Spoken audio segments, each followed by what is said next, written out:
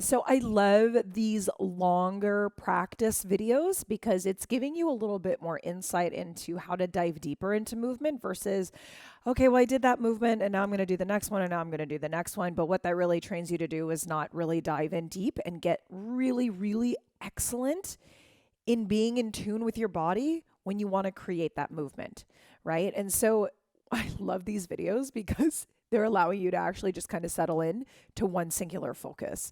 And my students know this very well about me. I'm all about the repetition and I'm all about the just choose one thing at a time to focus on. If you have too many pulls in different directions, nothing really gets done well unless this were your full-time job. And even then, I would offer that you still have to minimize and constrain how much you're doing.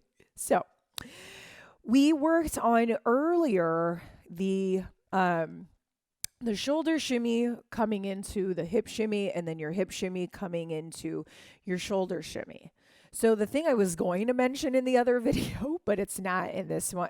I didn't do it in the, I left it into this one, is really you understanding how to transition in your body with your body parts by also knowing how the shimmies land in your body. What I mean by that is, on my particular person, I have a lot of meat in my ass and in my stomach. So when I do a shimmy and I stop motivating the shimmy, there is a reverb effect that happens that lasts past the time of when I stopped the shimmy. Does that make sense? So if I do this, you see how my ass still jiggles for a moment, and so do my thighs afterward.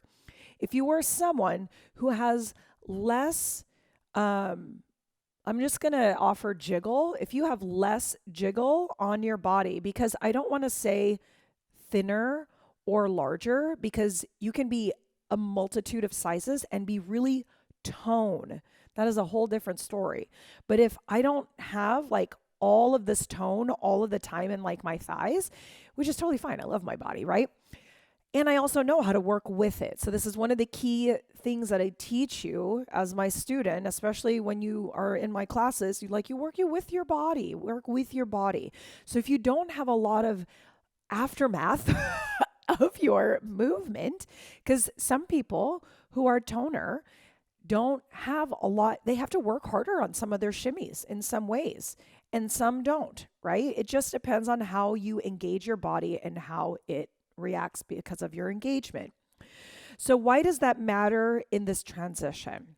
I know that there's just a tiny millisecond, maybe up to a second of reverb that happens after my movement, after I stop motivating my movement. So that means that effect visually still presents itself to you until it dissipates on its own. So when I transition between the movement, I allow that reverb to happen, but I have already started the next part, which has a lot more tone. I don't have a reverb effect of here. Da da da da. It stops. The reverb may be here, but not in my shoulders, right? And I'm pretty small chested, right? So I'm like da da da da, and it'll pretty much stop at the point of which I actually stop motivating it. So when I'm here, I go da da da da da da da da da. And I know that for a split second after, it keeps going. But then at that point, before it stops, I've started this. And that creates this illusion that I have started one and stopped the other smoothly. Does that make sense? So this is part of really understanding and knowing your body. And if you're just starting out with, which most of you are, all you're doing to really get in touch with your body is to keep moving your body and to keep dancing and to keep learning these movements and hearing the music, how you respond and how your body reacts. That's how you get to really understand fully in, fully out of how your body works in the body you have that day, right? So if you're on some kind of body shaping journey or health journey and your body's different in 6 months, or it was different 6 months ago, you have to kind of recalibrate a little bit. I know I did when I was pregnant, and then I know I did when I was tone, like really, really tone. I had lost a lot of body fat through a lot of cardio. And I was like, oh, my shimmies don't look anything like they did before. No problem though. I just work with my body how it is today. This is one of the key things in you understanding how to use your body in transitioning, especially with shimmies. Okay, so as I'm here, I'm going to allow my knowledge and my awareness of my own shimmy on my body, which will look different on yours because we don't have the same body, right? It will look different on my body. So when I stop, 3, 2, 1, then I know I can bring like a soft fade in. How I softly fade this in, how I softly fade the shoulders in is I start at a smaller movement and then I slightly increase the size. So I go from smaller to gently larger, and that creates this visual effect of this fade in, like you would hear music when it starts off softer and then it gets louder. So I do that with my shoulders. I start off softer and then it gets louder. Does that make sense? And so this is how you start to create this beautiful visual effect with your body and a lot of body awareness, because you really got to tune into your body and pay attention. And as you all know, what do I tell you to do? Go slow. Go slow. So we have 1, 2, 3, 4, 5, 6, 7, 8, 1. Do you notice how I made my shoulders just slightly smaller before I faded out? Here we go. And it just ends as this one begins. Okay?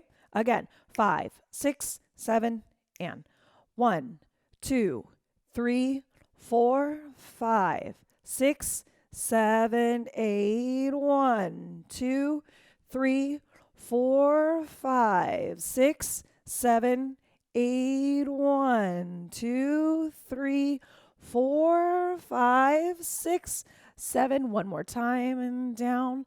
2, 3, 4, up. 6, 7, 8. Okay, so when you're doing this movement, that's what this really is about. This transition is really paying attention to your movement as you're doing it and how that shows up on your body. And how you pay attention to it is by going slow and just looking, feeling what is happening in your body and videotaping. You got to videotape, because sometimes mirrors aren't the best feedback because you can't concentrate on both things at one time, right? So I'm all about the video. So you can just focus on what you're doing and then later observe what actually happened, right? Okay, go slow. Pay attention to how that shimmy offers a look depending on your body, and work with it right now. And then you can change it later if you want with how you approach your shimmy. But I want you to work with your shimmy now and then change it and shift it into that beautiful transition between two separate body parts so you can really get clear on how to fade in and fade out. Have fun with this one, dancers, and let me know in the comments below what you thought of this one. Have a great day.